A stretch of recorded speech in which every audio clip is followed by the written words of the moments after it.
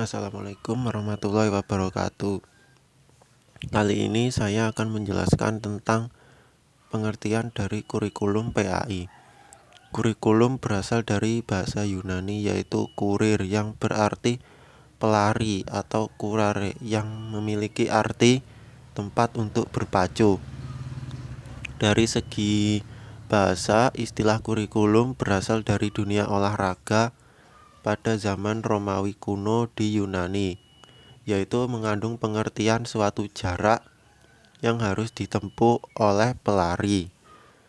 Dari pengertian tersebut, kurikulum dalam pendidikan dapat diartikan sebagai suatu proses yang harus ditempuh baik dari pendidik maupun peserta didik mulai dari awal hingga akhir dalam suatu pendidikan yang ditempuh. Selanjutnya, kurikulum dalam pendidikan Islam dikenal dengan kata manhaj yang berarti jalan yang terang yang dilalui oleh pendidik bersama dengan anak didiknya untuk mengembangkan pengetahuan, keterampilan, dan sikap mereka masing-masing. Selain itu, kurikulum dapat didefinisikan sebagai suatu program pendidikan yang direncanakan dan dilaksanakan untuk mencapai pendidikan. Konsep kurikulum PAI. Kurikulum pendidikan agama Islam ialah serangkaian cara yang dijadikan pedoman guna mencapai tujuan dari pendidikan agama Islam. Sama halnya dengan kurikulum pada umumnya, kurikulum PAI terdiri atas beberapa komponen, di antaranya tujuan kurikulum, yakni tujuan program pendidikan agama Islam yang akan diberikan kepada anak didik. Kedua, isi kurikulum, yakni materi yang berisi pengetahuan tentang pendidikan agama Islam yang akan disampaikan kepada peserta didik. Ketiga, metode pembelajaran, yakni serangkaian metode pembelajaran yang digunakan oleh pendidik untuk memberikan penjelasan mengenai materi pendidikan agama Islam kepada peserta didik. Keempat, evaluasi kurikulum, yakni pembuatan keputusan setelah dilaksanakannya pembelajaran pendidikan agama Islam dengan tujuan untuk memperbaiki kekurangan pada pembelajaran sebelumnya. Tetapi, kurikulum dapat diartikan menurut fungsinya sebagaimana pengertian berikut. Yang pertama, kurikulum sebagai program studi. Yang kedua, kurikulum sebagai konten. Yang ketiga, kurikulum sebagai kegiatan terencana. Yang keempat, kurikulum sebagai hasil belajar. Yang kelima, kurikulum sebagai reproduksi kultural. Yang keenam, kurikulum sebagai pengalaman belajar. Yang ketujuh, kurikulum sebagai produksi. Adapun konsep dari kurikulum pendidikan agama Islam yakni sebagai berikut. Yang pertama, ciri-ciri kurikulum pendidikan Islam. Kurikulum pendidikan Islam memiliki beberapa ciri yakni sebagai berikut. Kurikulum pendidikan Islam harus mewujudkan tujuan pendidikan dan materi pelajarannya sebagai contoh untuk mata pelajaran agama dan akhlak harus diambil dari Al-Quran dan Hadis. Yang kedua, kurikulum pendidikan Islam sangat memperhatikan pengembangan menyeluruh tentang aspek pribadi peserta didik, yakni dari aspek intelektual, aspek psikologis, aspek sosial, dan aspek spiritual. Untuk pengembangan menyeluruh ini, kurikulum harus mempunyai tujuan pembinaan pada setiap aspek. Bagi peserta didik harus diajarkan berbagai ilmu pengetahuan. Yang ketiga, kurikulum pendidikan Islam harus memperhatikan keseimbangan antara pribadi dan masyarakat, dunia dan akhirat, jasmani, akal dan rohani manusia. Keseimbangan itu tentunya bersifat relatif karena tidak dapat diukur secara objektif. Yang keempat, kurikulum pendidikan Islam juga memperhatikan seni halus, yakni seni ukir, seni pahat, tulis indah, gambar, dan lain sebagainya. Selain itu, harus memperhatikan jasmani, latihan militer, teknik keterampilan, latihan kejujuran, pertukangan, dan bahasa asing. Kesemuanya itu berdasarkan potensi, bakat, dan minat yang dimiliki peserta didik. Yang kelima, kurikulum Islam juga memperhatikan perbedaan-perbedaan kebudayaan di tengah masyarakat, baik itu kaitannya dengan kebutuhan dan masalah-masalah yang dihadapi masyarakat, keluasan, serta menerima perkembangan dan perubahan. Kurikulum pendidikan Islam juga memiliki keserasian dengan perkembangan zaman. Assalamualaikum warahmatullahi wabarakatuh. Baik, saya melanjutkan materi asas-asas kurikulum PAI. Berikut merupakan asas-asas pembentukan kurikulum pendidikan agama Islam, yakni yang pertama, asas religius atau agama.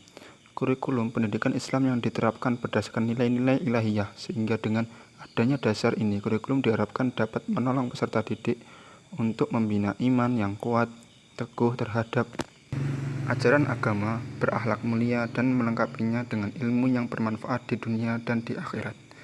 Dan selanjutnya, asas falsafah. Asas ini memberikan arah tujuan pendidikan Islam. Dengan dasar filosofis, maka kurikulum akan mengandung suatu kebenaran di bidang nilai-nilai sebagai pandangan hidup yang diyakini sebagai suatu kebenaran. Selanjutnya, asas psikologis. Asas ini mempertimbangkan tahapan kejiwaan peserta didik yang berkaitan dengan perkembangan jasmaniah, intelektual, bahasa, emosi, dan lain-lain. Sehingga dengan landasan ini kurikulum bisa memberikan peluang belajar itu berlangsung, serta dalam keadaan bagaimana anak itu bisa memberikan hasil yang sebaik-baiknya. Selanjutnya, asas sosiologis.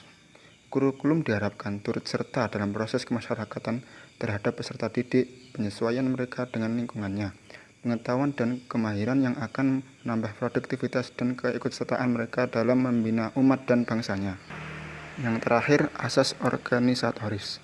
Dasar ini mengenai bentuk penyajian bahan pelajaran, yakni organisasi kurikulum. Dasar ini berpijak pada teori psikologis asosiasi yang menganggap keseluruhan adalah bagian-bagiannya, sehingga menjadi kurikulum sesuatu yang terpisah-pisah. Poin yang ketiga, prinsip-prinsip kurikulum pendidikan Islam. Adapun prinsip-prinsip kurikulum pendidikan Islam yakni sebagai berikut. Yakni yang pertama, prinsip berdasarkan Islam termasuk ajaran dan nilai-nilainya. Dalam penyusunan kurikulum harus tetap berpedoman pada Al-Quran maupun hadis. Yang kedua, prinsip mengarah pada tujuan. Artinya, seluruh aktivitas diproduksi oleh kurikulum harus mengarah pada tujuan. Yang ketiga, prinsip pertautan antara seluruh kegiatan kurikulum dengan seluruh kegiatan kurikulum dengan seluruh aspek sosiologis, baik internal maupun eksternal. Yang keempat, prinsip relevansi, kesesuaian dengan kondisi sekarang. Yang kelima, prinsip fleksibilitas, yakni tidak laku dengan perubahan zaman. Yang keenam, prinsip integritas, artinya sumber daya manusia yang dihasilkan oleh kurikulum mampu menyelaraskan dan mengintegralkan kehidupan di dunia dan di akhirat. Yang kedelapan, prinsip efisiensi, yakni mengarahkan dengan cermat pendayagunaan usaha untuk mencapai tujuan. Yang kedelapan, prinsip kontinuitas dan kemitraan, adalah bagaimana kurikulum mempunyai kelanjutan dalam kerjanya dengan kaitan-kaitan kurikulum lain. Selanjutnya, prinsip individualitas, artinya kurikulum memperhatikan kondisi pribadi anak didik. Selanjutnya, prinsip pemerataan, artinya seluruh peserta didik berhak memperoleh pembelajaran yang baik beserta hal-hal yang mendukung pembelajarannya. Prinsip yang selanjutnya, prinsip kedinamisan, artinya kurikulum harus bersifat progresif terhadap perkembangan ilmu pengetahuan dan perubahan sosial. Selanjutnya, prinsip keseimbangan. Prinsip keseimbangan artinya kurikulum dapat mengembangkan potensi peserta didik secara harmonis.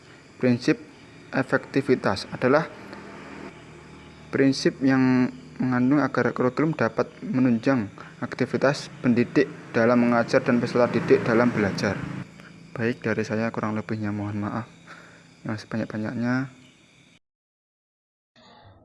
Oke, di sini saya akan melanjutkan penjelasan dari Mas Fahad. Untuk yang poin keempat, yaitu isi kurikulum pendidikan agama Islam. Isi dari kurikulum pendidikan agama Islam diantaranya, yang pertama, isi kurikulum yang berorientasi pada ketuhanan. Ilmu ini meliputi ilmu kalam, fikih, akhlak, tasawuf, ilmu-ilmu mengenai Al-Quran, hadis, dan lain sebagainya.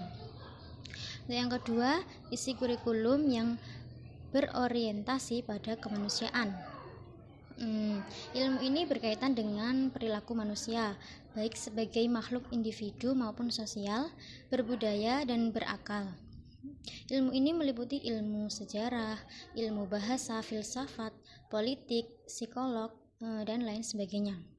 Dan yang ketiga, isi kurikulum yang berorientasi pada kealaman. Ilmu ini berkaitan dengan alam semesta seperti ilmu kimia, fisika, pertanian, perikanan, biologi, dan lain sebagainya. Dan untuk poin yang kelima, organisasi kurikulum pendidikan agama Islam. Bentuk dari organisasi kurikulum memiliki ciri tersendiri dan mengalami pengembangan secara berurutan, sejalan dengan berbagai penemuan baru dalam ilmu kurikulum. Di antaranya organisasi kurikulum yakni yang pertama SPART subjek kurikulum, yang dimaksud di sini bentuknya terdiri dari mata pelajaran. Kurikulum ini menyajikan segala bahan pelajaran dalam berbagai macam antara pelajaran yang terpisah satu sama lain, seakan-akan di mata pelajaran ini ada batas pemisah antara yang satu dengan yang lainnya. Untuk yang kedua yaitu correlate kurikulum. Maksud ini bentuk organisasi yang menghubungkan antara satu mata pelajaran dengan mata pelajaran yang lainnya. Hubungan ini dapat dilakukan dengan baik secara sewaktu-waktu ataupun dapat diupayakan. Oke, yang ketiga broadfield kurikulum. Di sini bentuk organisasi kurikulum yang dibuat dengan melebur mata pelajaran sejenis ke dalam satu pelajaran. Batas-batas mata pelajaran itu menjadi kabur. Yang poin keempat, integrate kurikulum. Kurikulum di sini meniadakan batas-batas antara berbagai mata pelajaran dan menyajikan bahan pelajaran dalam bentuk unit atau keseluruhan. Dengan kebulatan bahan pelajaran diharapkan dapat membentuk kepribadian siswa atau peserta didik yang integral dan selaras dengan kehidupan masyarakat di sekitarnya. Mungkin cukup sekian penjelasan dari kelompok kami, kurang lebihnya kami mohon maaf. Wassalamualaikum warahmatullahi wabarakatuh.